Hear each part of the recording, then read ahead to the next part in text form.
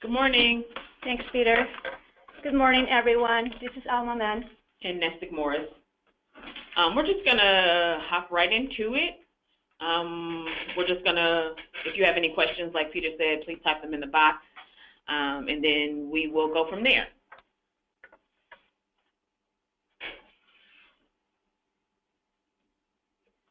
So there are 3 learning objectives. We'll give you a couple minutes to go ahead and read it over.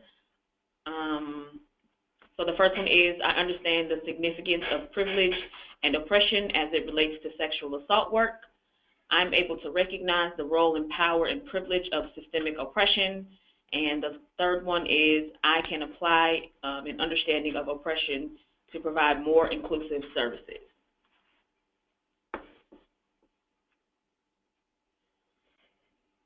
So we just wanted to acknowledge the fact that rape culture has been present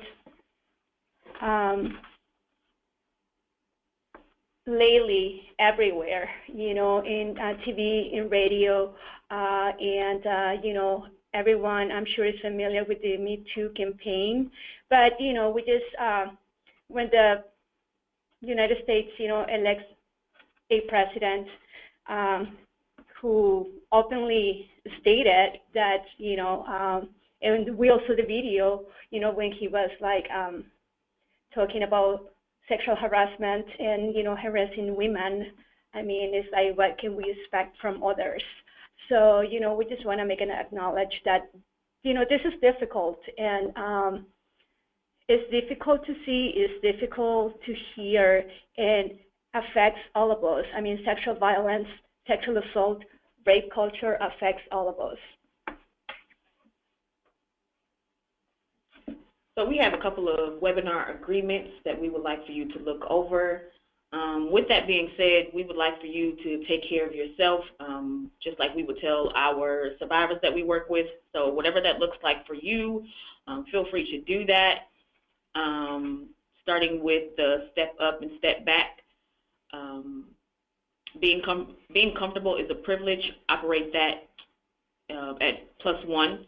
Listen to understand and not respond. And again, like I said, take care of yourself. And the last one is, what's said here stays here, and what is learned goes with you. Okay, so this is a some community agreements that I actually got from a conference that I attended. Move to End Violence is the agency, and you know, I really like this one, so that's why we included it. You know, trust in the process is one of the main ones. Focus on the us.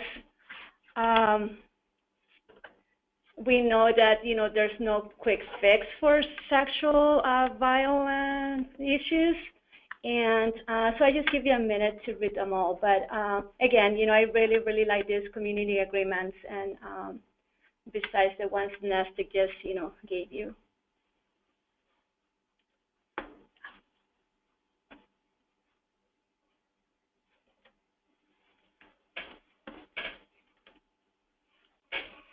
So a couple of disclaimers. We're just here to give you a better understanding of oppression and as it relates to historically underserved populations. We're asking that you put your defenses down, open up your mind, open up your heart, and check your own privilege. We will be discussing difficult topics such as racism, homophobia, transphobia, and sexism. So again, whatever that looks like, feel free to take care of yourself.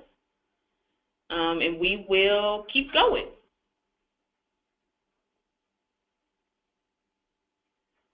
We've already did introductions, and I'm going to do some terms and definitions.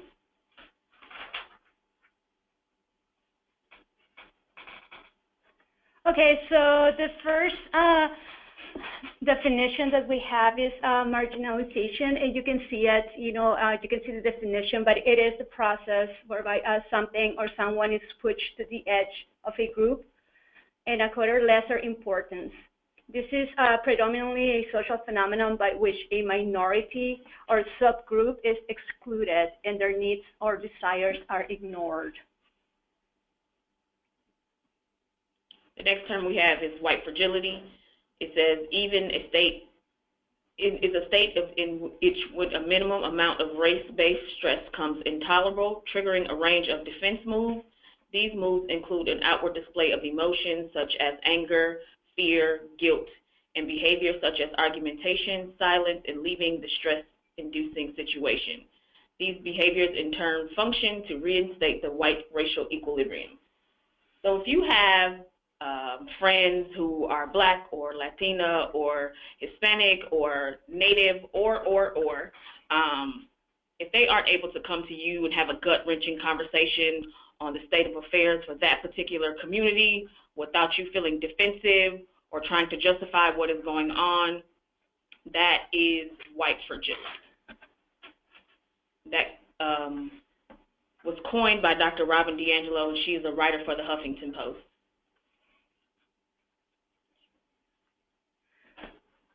Okay, so the next one, and I'm sure you have seen it before. I know that we have used this one in other webinars and presentations related to oppression. So prejudice, one of the examples is like believing that Muslim people are more likely to be terrorists. An example of discrimination is, telling a flight attendant on an airline to investigate a Muslim man sitting next to you because you saw him, typing something in Arabic. Oppression, an example can be instituting a policy that no one who is of the Muslim faith can enter, the country. And I know that, right now we are dealing with issues of some countries that are being banned from entering the U.S. And I think it was formalized sometime last week, I want to say. The next term that we want you to keep in mind is intersectionality theory, the theory of how different power structures interact in the lives of Black women. Now, this does not mean that this doesn't work for other women or other people, but it's important to understand that the term was coined by Dr. Kimberly Crenshaw in the 1980s, and she says that both feminism and anti-racist campaigns have left Black women and women of color invisible in plain sight. So this isn't a new buzzword or a new hot topic. An example of that would be the women of Delta Sigma Theta sorority who, in the first women's suffrage movement, was doing the work. They decided that they wanted to take part in the Women's March. However, they had to ask the Black men in their lives, but they also had to ask the white women in their lives if it was okay for them to participate in the women's suffrage movement.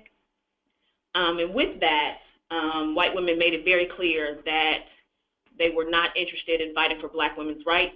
They were only interested in using them for charts, graphs, and numbers. So it all goes back to those different power structures that go into the lives of Black women.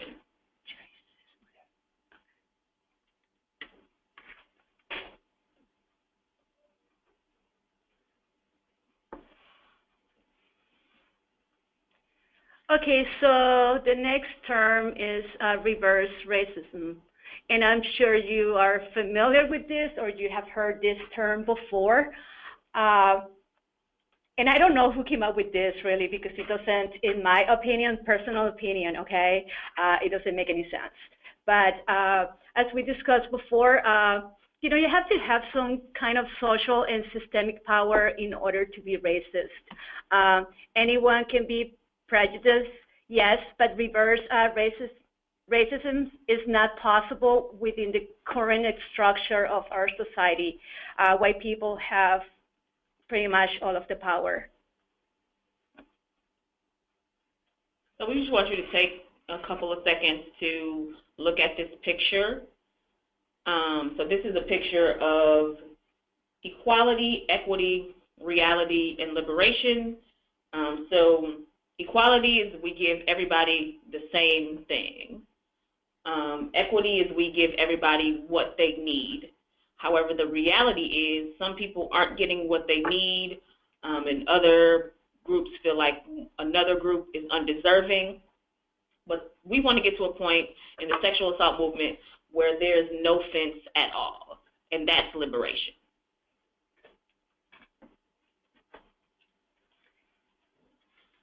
So this is the big question, why anti-oppression work? And, you may ask yourself, anti-oppression doesn't have anything to do with sexual assault related issues, but oppression works hand in hand with violence, including sexual violence. People are often targeted for harassment, assault, and rape based on their identity, sexual orientation, race, immigration status, etc.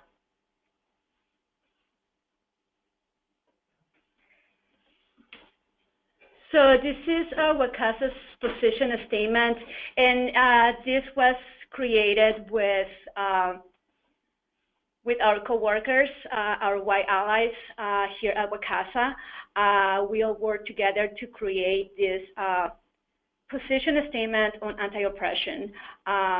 So I'll give you a minute to read it. But I can tell you that we are specifically focusing our efforts on women of color because we have not seen women of color center in this work before, not in a truly organized and intentional manner.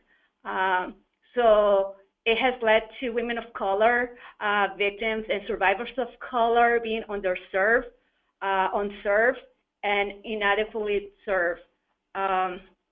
We believe that if we can make, some changes, it will benefit all survivors.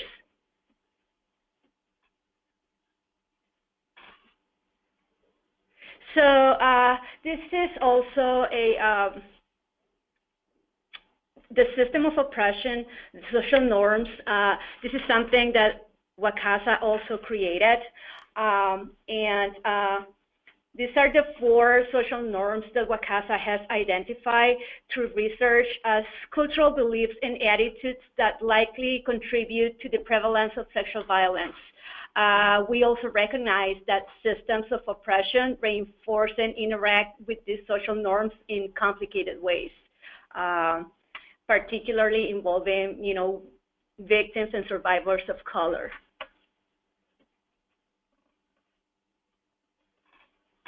So we have a question for you all, and based in the county where you're based, where you're located, maybe you can give us we thought that 2 minutes will be enough time.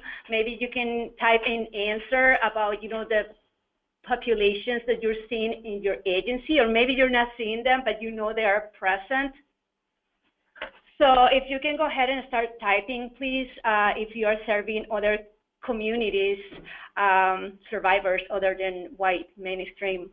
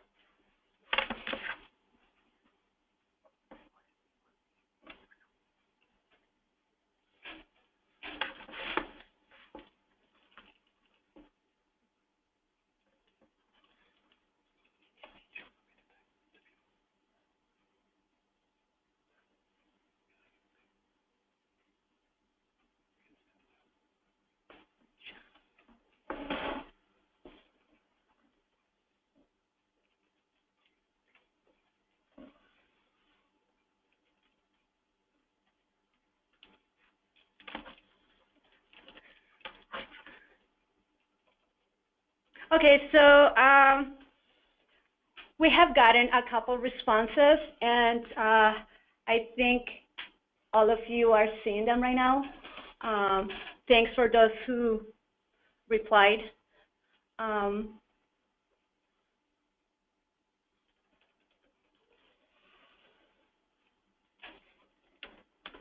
So thanks, Peter, for helping with this technology. Anyway, we're going to keep on going. I just want to, like I said, you are seeing the responses because Peter is sharing them with the entire group right now. So thank you. I just want to quickly talk about the systems of oppression and how that system affects victims of rape. So systems of oppression, like I mentioned before, affect minorities that are victims of sexual assault because of the harmful stereotypes embedded within them. For example, you know, Latinas are hot, sexy, and spicy, and that's why they get raped. They love to get down and dirty, and that's why they are called Latin lovers. I mean, this is a classic example of, you know, stereotypes in the Latina community, you know, for women and young girls. There are some other ones that, you know, lesbians just haven't been with the right guy yet. That's why, you know, they are the way they are. Asian women are sexy when they are submissive.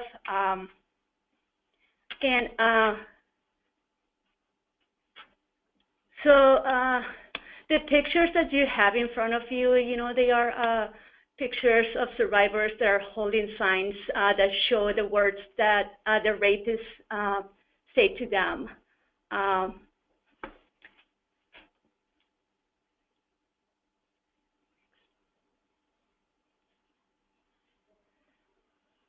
Okay, so I just want to, again,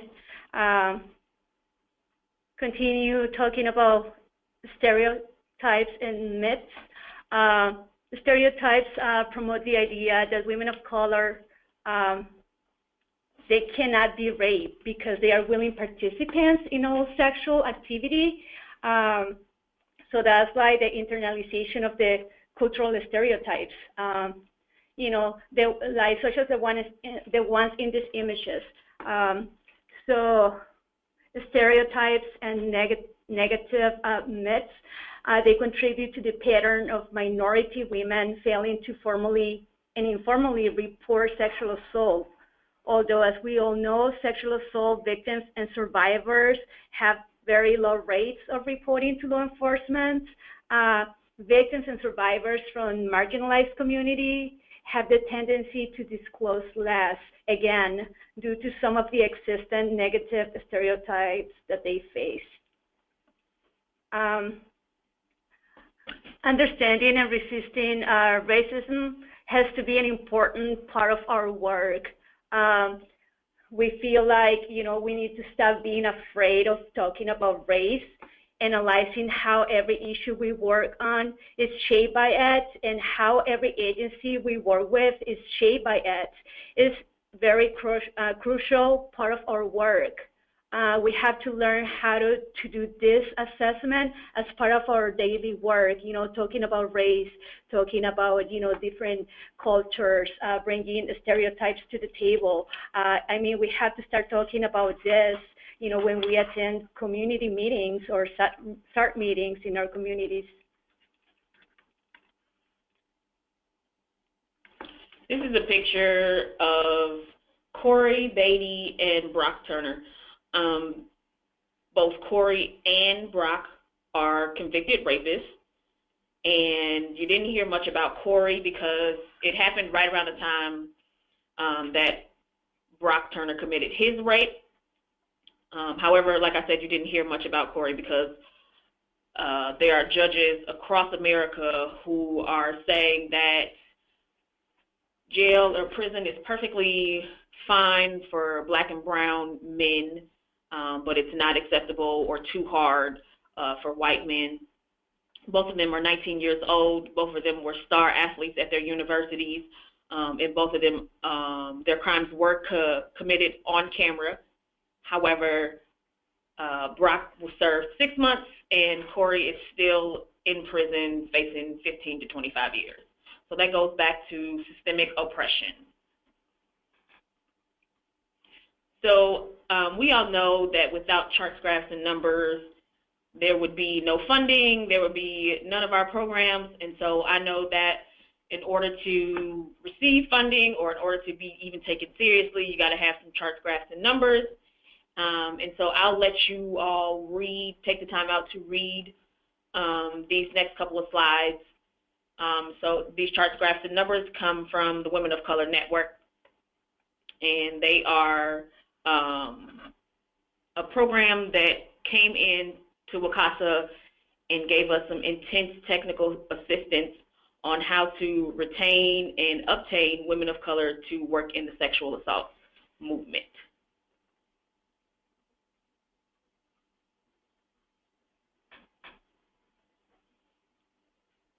And here are some more. I think the one that sticks out to me on this page is the religious doctorates. So that all goes back to many communities of color in their religion of choice and how that stigma in the community, seeking out services, seeking out any help, seeking out any therapy is against everything that they stand for.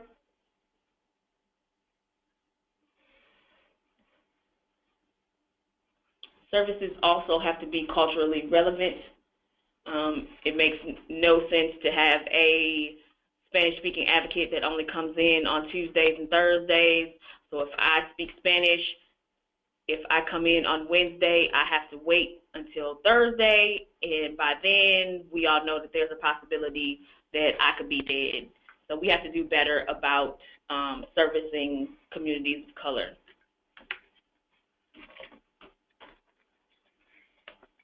So next, we'll be talking about the 4 I's of oppression. And I know this slide is not very clear. You may not be able to read it. So I'm going to just touch very quick in ideological oppression. And it's basically a system of beliefs and ideas. I think one of the most important ones, in my opinion, is the institutional oppression, because this one is embedded in our costumes and practices, and it's perpetuated by policies that affect our everyday lives. Some of these policies are so commonplace that we take them for granted or don't even realize how they are affecting people of color as well as whites, in their daily lives. So I think in order to begin changing the system of institutionalized racism, sexual assault, and domestic violence organization as well, we need to be committed to racial justice, and we must identify policies that perpetuate the system and develop actually new policies that will have positive racial impacts in marginalized communities.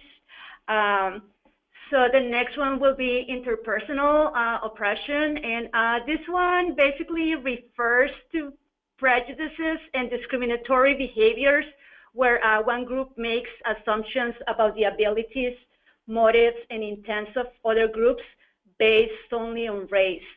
And the very last one will be the internalized oppression.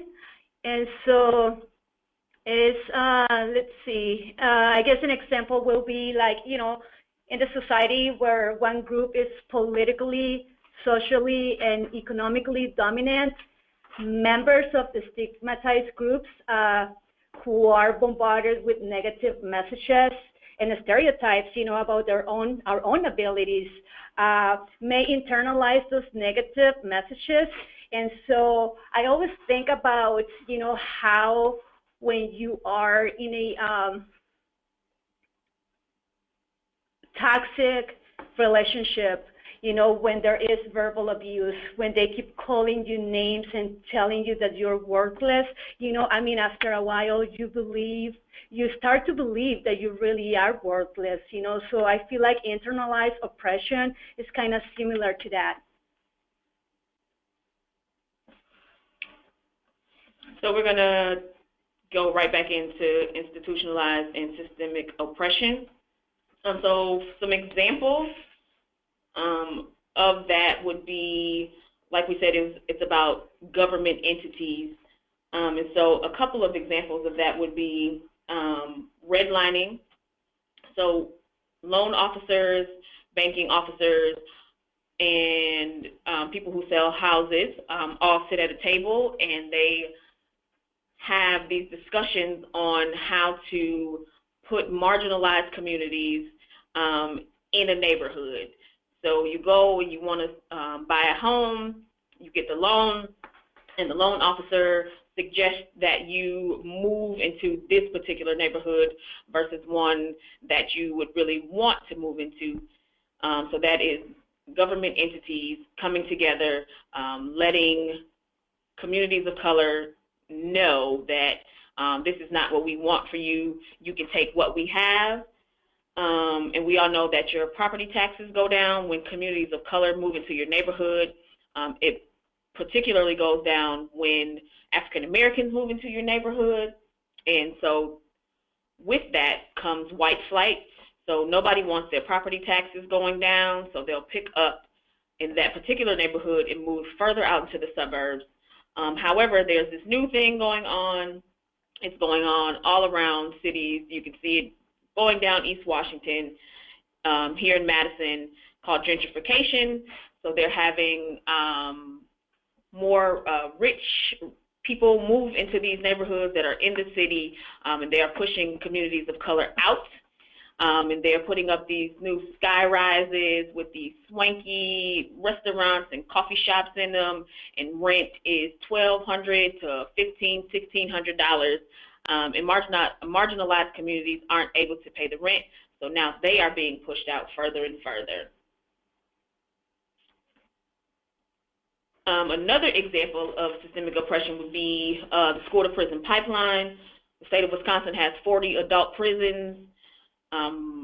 40 adult prisons in the state of Wisconsin. That does not include jails, but that is 40 adult prisons, and the prison industrial complex and the privatization of prisons.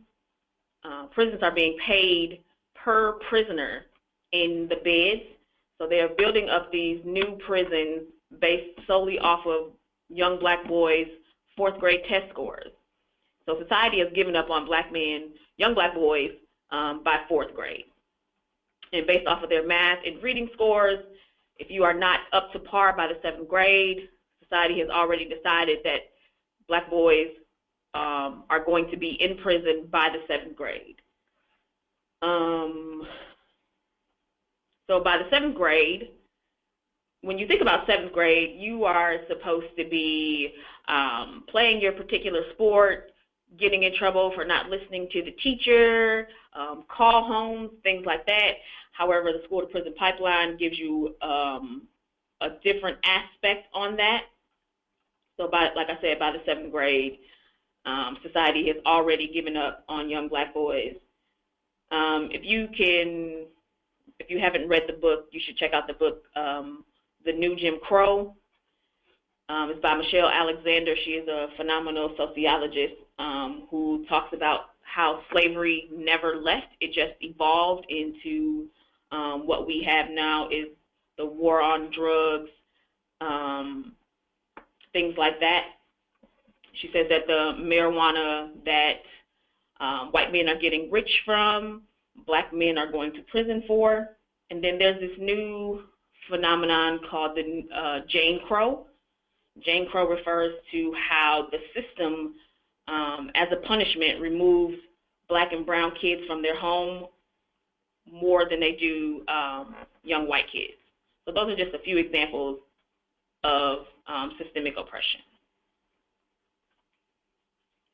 I'll give you a couple of seconds to read that, but as of November 23rd, 2017, Judge Leroy Martin Jr. agreed to dismiss the charges after Cook County prosecutions confirmed in a brief hearing that they no longer had faith in the credibility of convictions brought against men who were arrested on various drug charges between 2003 and 2008 by rogue cop Ronald Watts and officers under his charge. So there again are systemic oppression. These men were wrongfully convicted for so many years, and it's good to see that they were exonerated. However, they have lost years of their lives due to institutional racism. Another example of that would be Daniel Holtzclaw from Oklahoma City, who was the cop who was raping black women.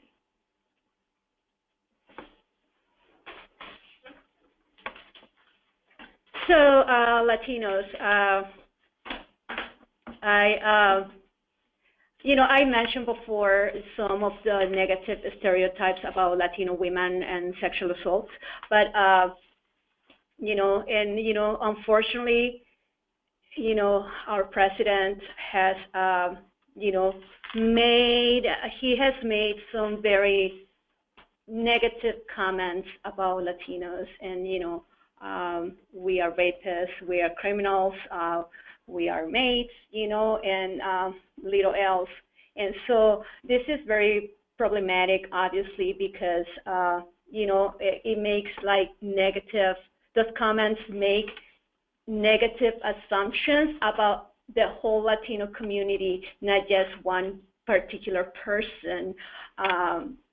So, also producers and writers, I feel like they should make an effort to create characters and storylines that offer a more complex portrayal of the people that have been historically marginalized, in some of the Latino communities, and not only in the Latino communities.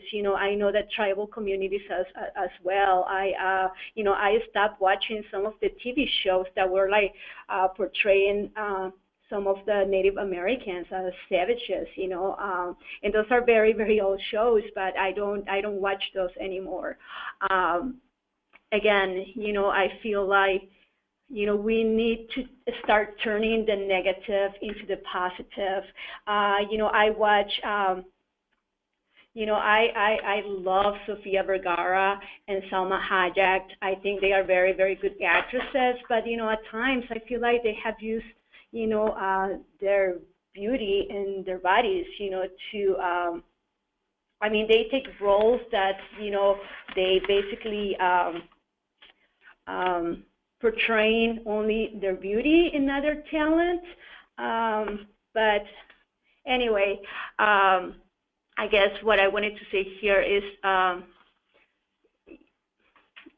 that we need to, start thinking again about the positive. And, not to say that some Latinos or Latinas, are I guess there are some people that are bad and they have criminal backgrounds, and yes, some of them they need to be deported, or they need to be punished, or they they need to spend time in prison if they commit a crime. There are bad apples in every single race.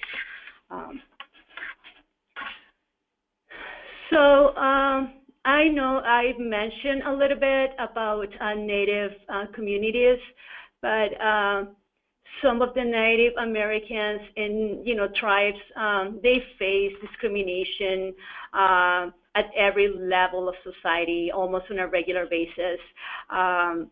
They are held back from reaching out, reaching to their full potential by the negative stereotypes again, and damaging misperceptions and the lack of awareness that prevail within the media, entertainment industry, popular culture, and among, tough leaders.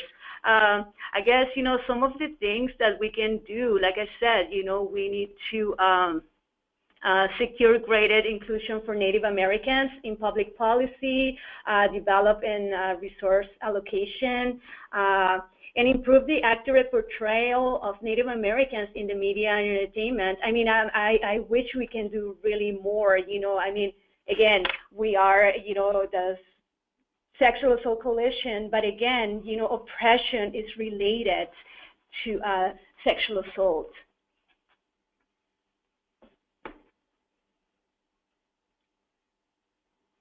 So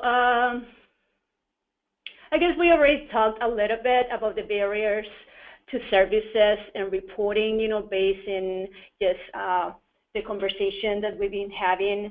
And so I really like this image because, most of the programs, take pride on saying that they will serve whoever comes through the door. But reality can be different depending on, where you're located, and depending on, do you really serve everyone that comes to the door, or do the clients, victims, survivors, do they need to adapt to your needs? What if your door is round, but your community has triangles? How are you going to serve them? How are they going to come through the door? I guess we need to really understand why certain, people or clients from other communities, from marginalized populations, are not coming through the door. So it's something to think about. So this is our question. This is question number 3, but I think, did we skip question number 2? I don't know. Anyway, this is our question number 3, and you are reading it right now. So if you can take a couple minutes to type in your answer, that will be great.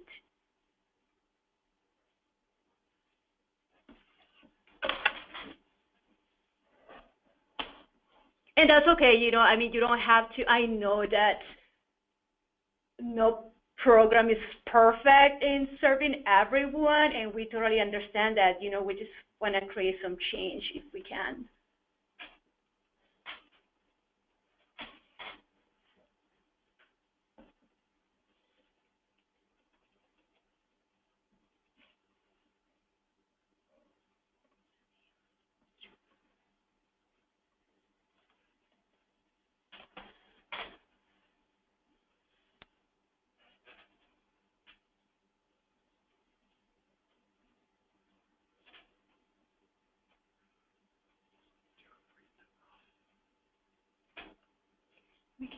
You want to read it?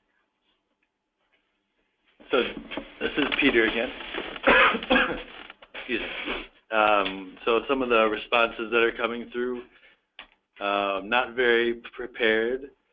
My program, this is another response, my program overall is not prepared. However, there are some staff members, either people of color or allies, who are committed to trying to do a better job. Another response, often we find it very challenging when hearing programs are not willing to provide accessibility for our deaf clients. Either is not client or not. Another response, semi-prepared. Another response, overall, I feel our program is well prepared. Biggest obstacle is retaining staff. Another response, we have a long way to go to make our agency truly inviting to victims of color.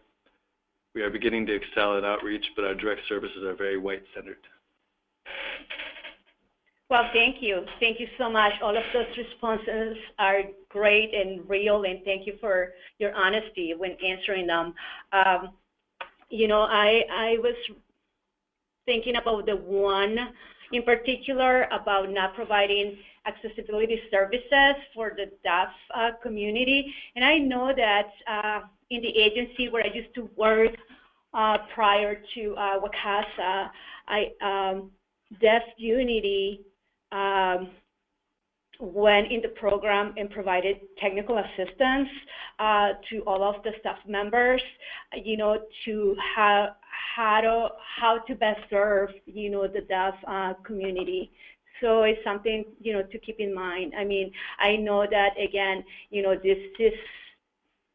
this is not a quick fix. When you are not used to working with marginalized communities, or you're not very familiar with the culture, or you don't have an advocate who is bilingual bicultural, or, hard of hearing, I mean, whatever that may be. But, we can always learn. We can take different steps. It doesn't have to happen overnight, but, there are things that we can do to change, the system.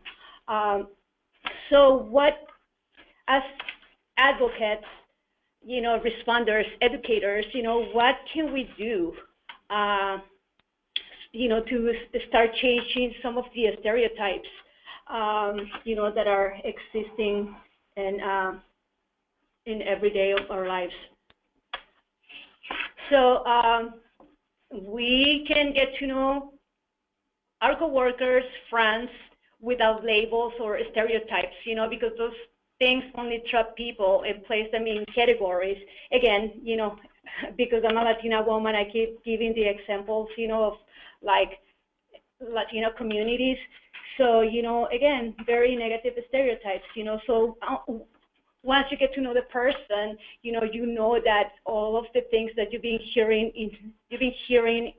in the media or you've been watching in TV shows, most of them are like, false and negative.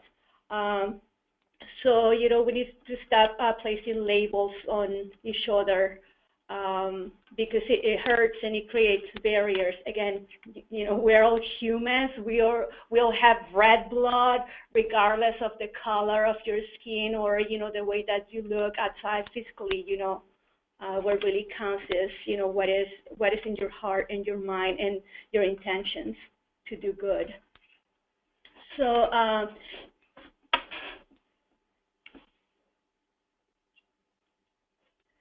so you can, again, like I mentioned before, this is not going to happen overnight, but you can start taking like baby steps, so every time you see something, unjust happening, around you, of course, you need to think about safety first and create safety before stepping in any situation.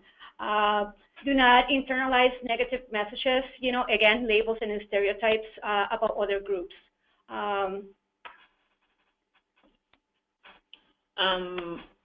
Also check the lens that you're using. Maybe the lens that you're using is in fact influenced by race, biases, and prejudices. We have gotten phone calls from executive directors on how to properly outreach to Black survivors. And like Alma said, it's really not a quick fix. However, you have to be consistent with how you assist everybody.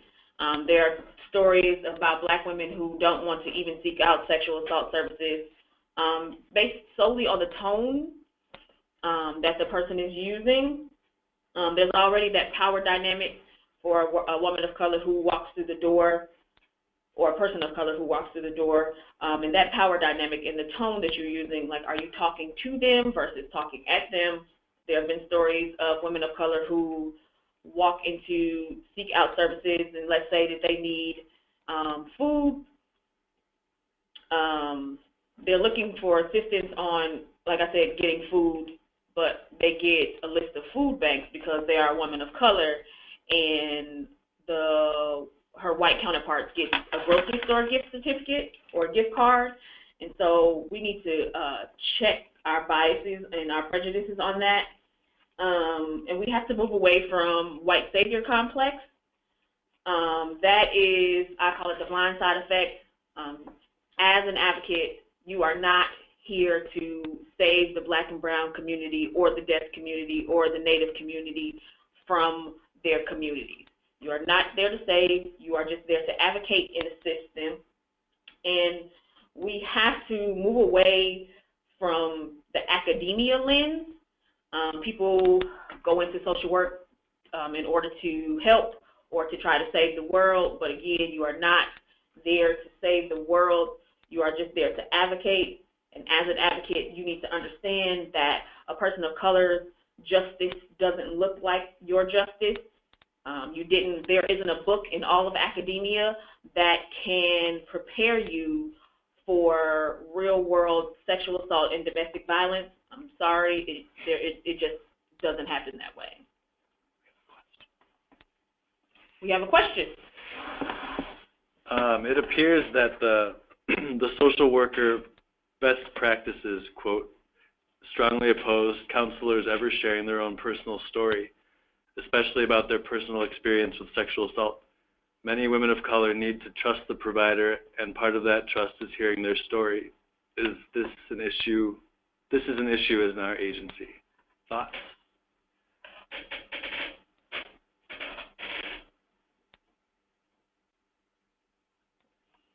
And any of the participants please feel free to chime in or to type, an answer.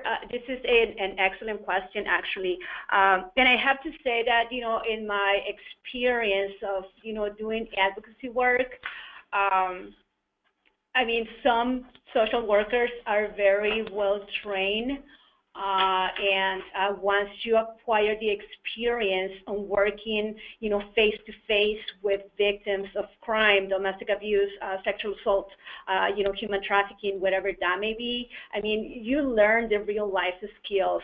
I'm going to echo what Nestic was just talking about, that, you can be highly educated, you may have 2 or 3 PhDs, but if you don't know the reality of our people, it's going to be difficult to make the connection. And I don't know if I'm actually answering the question, but I guess, those are my thoughts on that. I have known great advocates of sexual assault that actually only finished high school, and then they went to different trainings that either that WCASA offer or maybe other national, sexual assault trainings like INSAC, and they are highly prepared, to assist victims of, sexual assault and domestic abuse as well. But again, I think, once you are working in the battlefield, you know what this is all about. And again, I feel like doing advocacy work is a calling more than anything. We all know that we are not in this to, become rich and retire, take early retirement. Did anybody else say anything? So I would say, sharing your story is completely up to you, and what your agency says that is okay, I would say. But that shouldn't be the only way that you advocate or being able to relate to your client. I feel like, I guess it all depends on the situation and on the policy that your agency has, because I feel that, if my story of survival is going to help a client, feel comfortable and open up, I may share it, but then I have to be very careful because, this is not about me. It's about the client, and I don't want to, I don't want to make it about me, even though, I may be a survivor and I may be able to help, but, I'm there to listen and to provide support, even if the survivor or the client, is quiet at the time, we're there to listen. And, it may take, a few different meetings with this particular person for him or her to be comfortable and, talk about more details or about the incident of abuse or history of abuse, but it'll happen, it will happen. As an advocate or an educator, you have to have cultural competency and cultural humility. So the example that I use is that I see myself as an LGBTQ ally. I do not identify with the LGBTQ community personally. However, I am a fighter for basic human rights. And so whatever that looks like, I feel like there should be equality across the board. And so cultural competency says that as an advocate, I know everything there is to know about the gay community. For example, my gay friend told me. That's cultural competency. Cultural humility is I don't know everything about the LGBTQ community. As a cis woman, I'm going to assert my privilege when I need to and advocate for the LGBTQ community. There's nothing wrong with acknowledging and understanding different walks of life, and as an advocate, you have to be flexible to move with your survivors, whatever that looks like.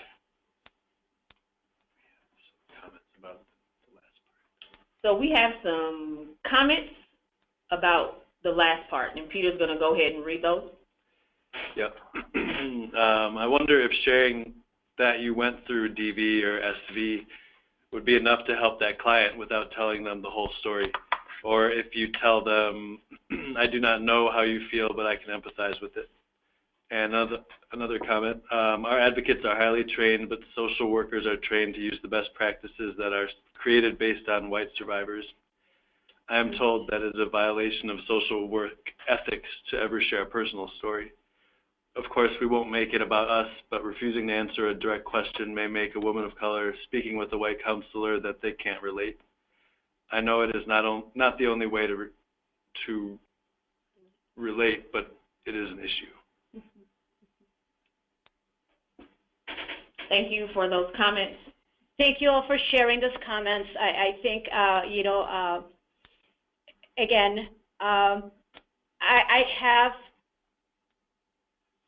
have shared some information with clients, not about, survival, but maybe about the way that I was treated, or, I had the privilege to work with very good advocates and some executive directors that were survivors of violence, and they were okay with, just, you can mention to them that they used to tell me that if I was talking to a survivor, that it was okay for me to mention that, most of the advocates working in the agency, including the executive director, were survivors of either sexual violence or domestic abuse, and, that was it.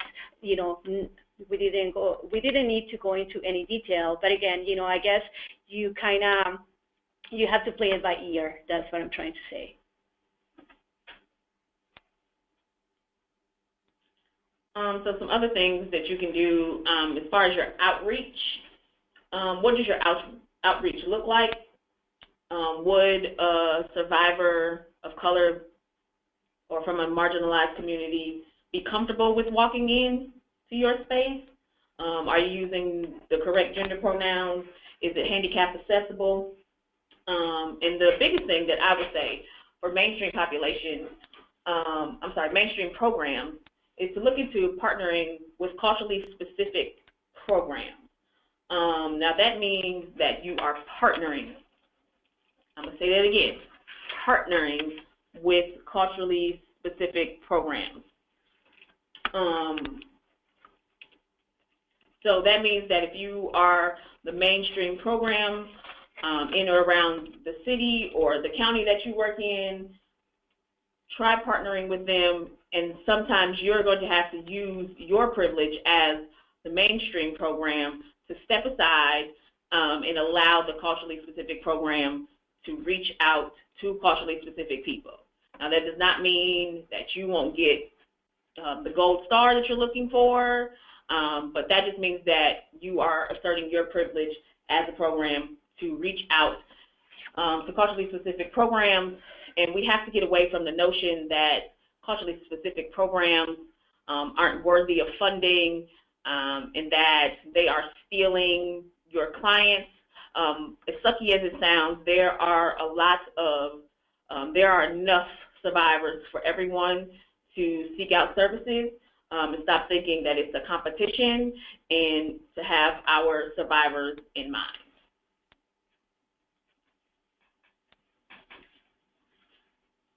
So one of the things that I guess, we all can do is maybe in your community,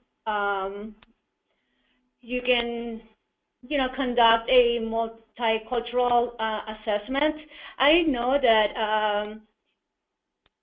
the Women of Color Consortium and the All-Star Committee, former All-Star Committee here at WCASA, they created the inclusivity checklist. I feel like that one is a very, very good tool to assess your agency, on maybe, what services they are needed, or maybe what other services can your agency provide that are like culturally specific and that are inclusive for all. Maybe, one of the other things is like maybe your SART meeting, your SART team can reflect, in the community that you live in, to, again, try to assess, what other populations are being left out or who is even missing at the table. So I guess that's what I have, and I guess we are right on time, and so I know that you've been typing some of the questions through this webinar, but we have like 5 minutes for questions or comments. And if we get any questions, Peter will read them aloud, or any comments that you may have for Nestic or Alma. So we have one question just came in. Often we work with deaf clients who are people of color. We often get misunderstood by other agencies about our roles. How we utilize co-advocacy is not clear to them. That's why we're doing a lot of cultural training with hearing programs to make their agency deaf-friendly. So it's more of a comment. Yeah, thank you for your comment. And I have to say that, again, hopefully you're not sick of me of repeating this, but as a Latina woman and, as a Latina advocate being the only Latina advocate working in, some non-for-profits in past years, my role as an advocate was often mistaken by the role of an interpreter.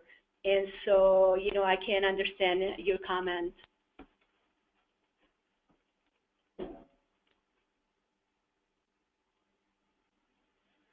Any other questions? Just type them in the chat. Oh, do you have any suggestions on how a large statewide organization can do a multicultural assessment? As I mentioned before, I can email to you the inclusivity checklist. It may be helpful. And actually, we also have the inclusivity checklist in Spanish and Hmong. I cannot think of any tools at this time, but I can. Leslie. Oh, okay. Maybe Leslie, our coworker, our SART coordinator, maybe she will have other resources. So, I don't know. Do we have the name of the person, Peter? That way we can email. Leslie. Oh, okay. All right. Great. The person who asked the question. Oh, yeah. Yeah, we do. Okay. So we'll probably connect you with Leslie, who is our SART CCR coordinator. She goes around the state to assess things of that nature. And I will make sure to email to you the inclusivity checklist if you're interested.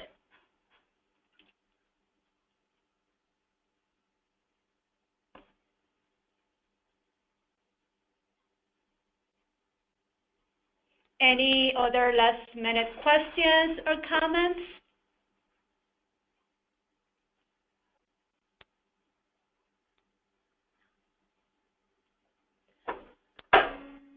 All right, well, it seems like we don't have any more questions or comments, and so we would like to thank you all. Thank you for your attention. And